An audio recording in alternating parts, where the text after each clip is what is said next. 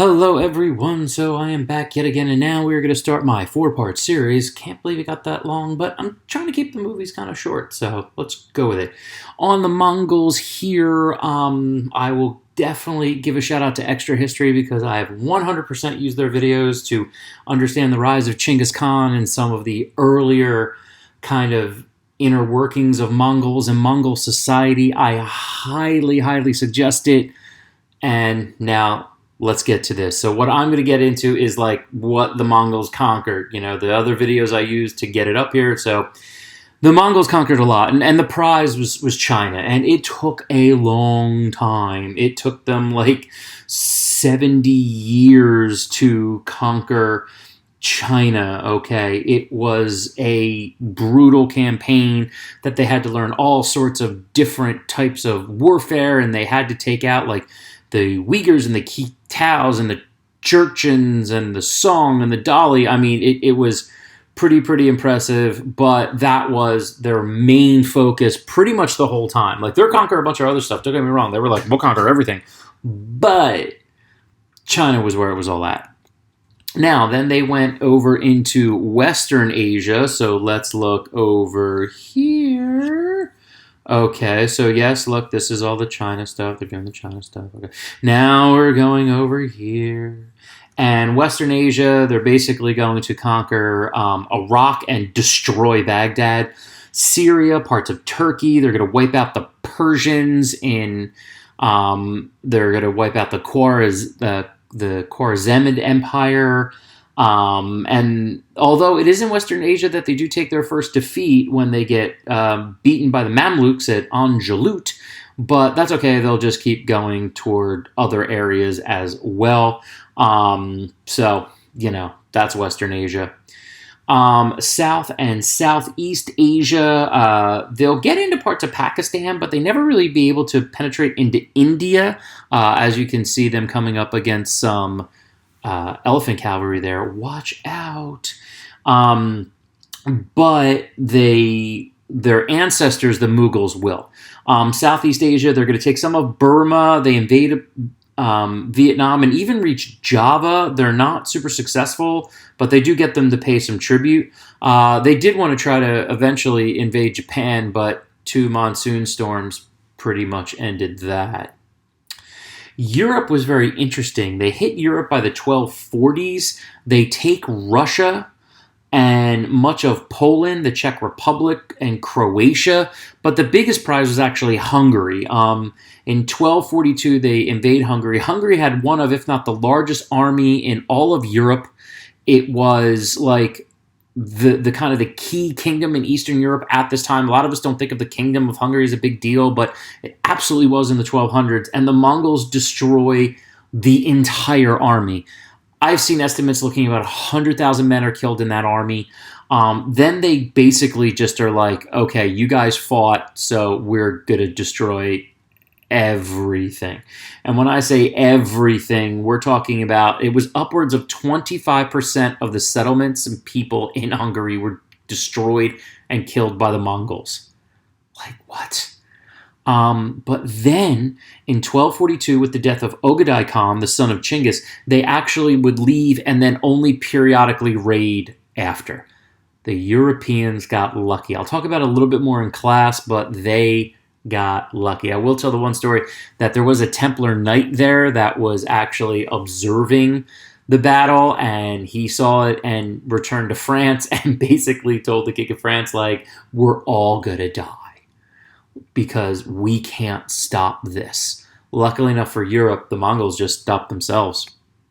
Now, Russia was a separate thing. They are going to take over all of Russia. They actually invade it during much of the winter time, and they will subsequently rule that. And when it's all done, circa 1300, this, boys and girls, is the full Mongol Empire. The second largest empire in history, the largest land-based empire, only outdone by the British at their height.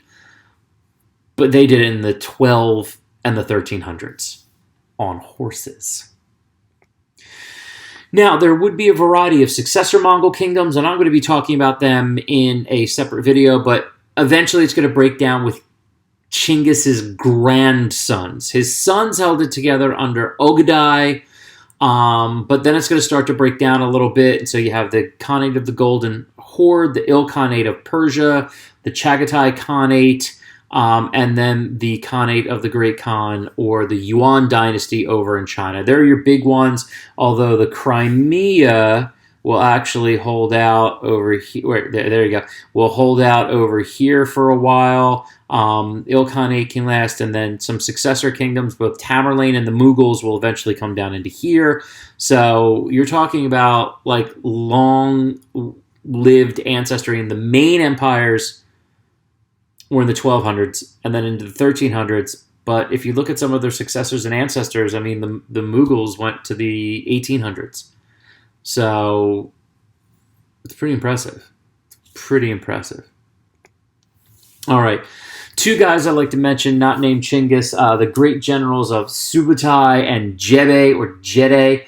Jebe's story is really cool because evidently in an early battle, he was able to hit Chinggis with an arrow. That Jebe was nicknamed the Arrow. And instead of killing him, Chinggis was like, you're going to come be a general for me, and it's going to be awesome. These are the guys that actually wreck shop in Europe.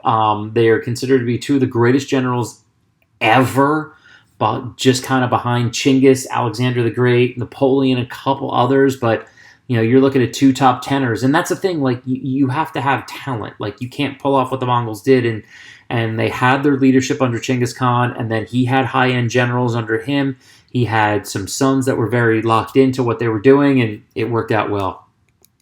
Now, you did have three guys become the Great Khan before it kind of breaks down. So Chinggis Khan was the number one guy, and then afterwards he would name his third son Ogedai, and his third son was approved by a Kurultai as the main or the Great Khan after that.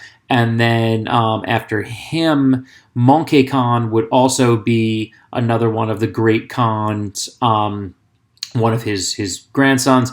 But after Mongol, you start to kind of break apart a little bit. Okay, like Batu goes in his area, Chagadai will go in his area, Kubla will go in his area. Kind of breaks down a little bit. Okay, but nonetheless, those were your kind of key figures there.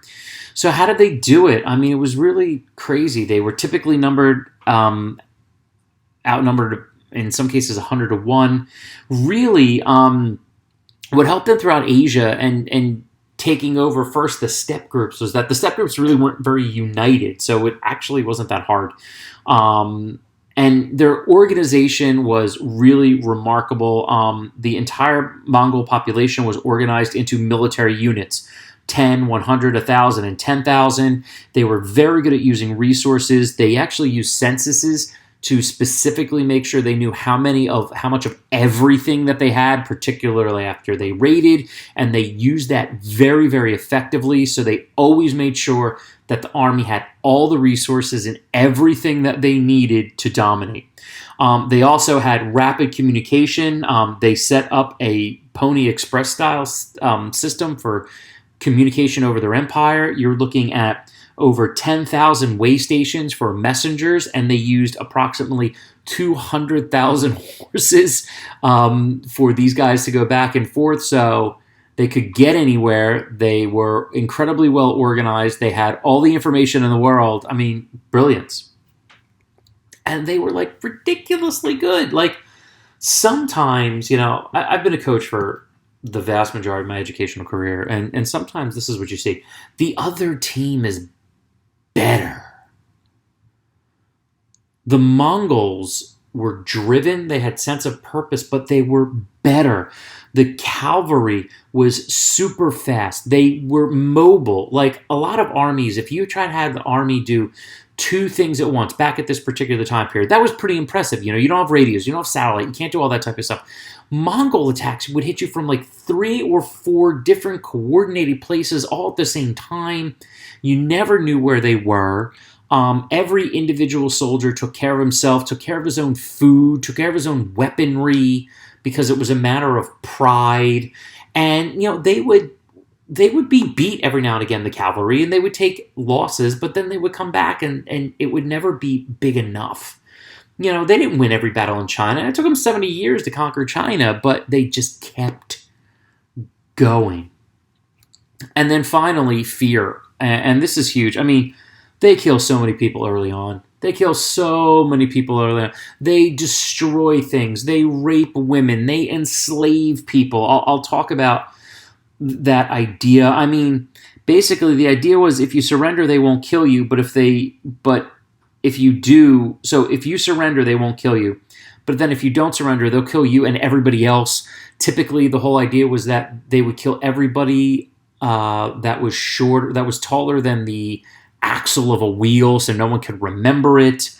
Also, after they were conquered, if a group provided to be like too troublesome, they would just wipe them out, or they would enslave them. This is them as they were lighting Baghdad on fire. Like it's destructive. I've seen estimates anywhere from 20 to 40 million people, 10 million people. What we understand, and we'll talk about this, I mean, they kill millions and millions of people. But that's kind of what the advantages that they had were and where they conquered. All right, so our next video, we'll talk about what was it like to be conquered by the Mongols and how that worked. And then some more videos after that, all right? Okay, hope you kind of got the idea here, understanding what they did, where they went, and we will continue on. Take care.